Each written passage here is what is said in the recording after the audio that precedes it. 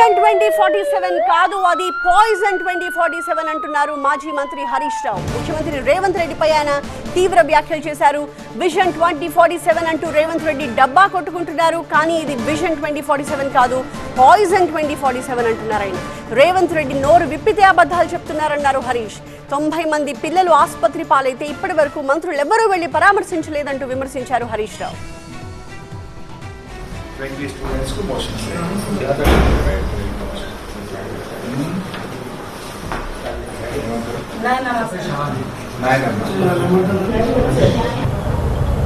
ఇలా ఎక్కడ చూసినా పిల్లలు ఆసుపత్రుల పాలవుతున్నటువంటి పరిస్థితి ఉన్నది.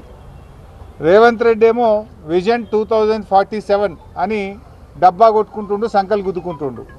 ఇది విజన్ 2047 కాదు, పాయిజన్ 2047 అయిపోయింది.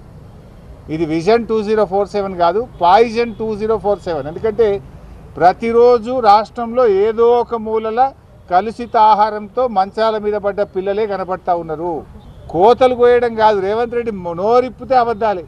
ఇక మాటలైతే కోటలు దుంకుతాయి. కోతలు కోసుడు కాదు రేవంత్ రెడ్డి. నువ్వు నిజాయితీ ఉంటే గా బడి పిల్లలకు, గా హాస్టళ్లలో ఉండే పిల్లలకి ఇంత కడుపు నిండా అన్నం పెట్టు. ఫస్ట్ మాటలు ఎక్కువ ఉన్నాయి తప్ప అన్నీ ఉత్తముచ్చట్లే. ఏమైనా మాట్లాడితే 20,000 కోట్లతో నేను ఇంటిగ్రేటెడ్ స్కూళ్ళు పెడుతున్నా అంటాడు. 20,000 కోట్లు పెట్టి ఇంటిగ్రేటెడ్ స్కూల్ పెట్టేటప్పుడు అప్పటిదాకా పిల్లలు బతుకుంటే కదా. ఇలా పాఠాలు చదువుకోవాల్సిన పిల్లలు అరచేతిలో ప్రాణాలు పెట్టుకొని బతుకుతున్నారు.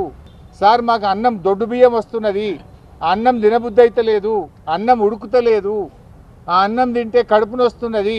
90 మంది పిల్లలు ఆసుపత్రుల పాలైతే ఈ రాష్ట్రంలో ఒక్క మంత్రికి కానీ ఈ ముఖ్యమంత్రికి కనీసం చీమ కుట్టినట్లేదు. ఒక్కరు కూడా వచ్చి పరామర్శించింది లేదు ఇప్పటిదాకా. They are busy. ఫుట్బాల్ ఆడడంలో ముఖ్యమంత్రి మంత్రులు బిజీ ఉన్నారు. పిల్లలు దవాఖానల పాలైతే ఈ గవర్నమెంట్కు చీమ కుట్టినట్లేదు. 5 కోట్లు పెట్టి ఫుట్బాల్ నేర్చుకోవడానికి 5 కోట్ల గవర్నమెంట్ డబ్బులు పెట్టి రేవంత్ రెడ్డి ఫుట్బాల్ స్టేడియం కట్టుకున్నాడు.